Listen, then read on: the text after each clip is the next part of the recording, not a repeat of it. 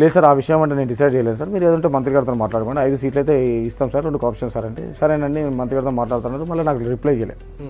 ఈ మధ్యలో ఏం జరిగింది, ఇంత అంటే చాలా నమ్మకంగా చాలా రహస్యంగా అంటే మొత్తానికి చర్చలు జరుగుతున్నాయి కదా, ఎందుకు బయటకు వచ్చినాయి చర్చలు? అసలు ఎట్లా బయటకు వచ్చినాయి? ఇప్పుడు జరుగుతున్నాయి. జరిగేటప్పుడు కొన్ని విషయాల్లో నేను చెప్పగలుగుతాను.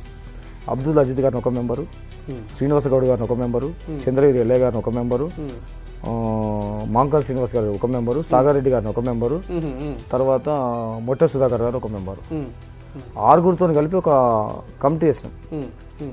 కమిటీ వేసిన తర్వాత ఈ చర్చలు అయిపోయిన తర్వాత ఆ కమిటీతో ఒకసారి మనలతో కూడా మాట్లాడాలి.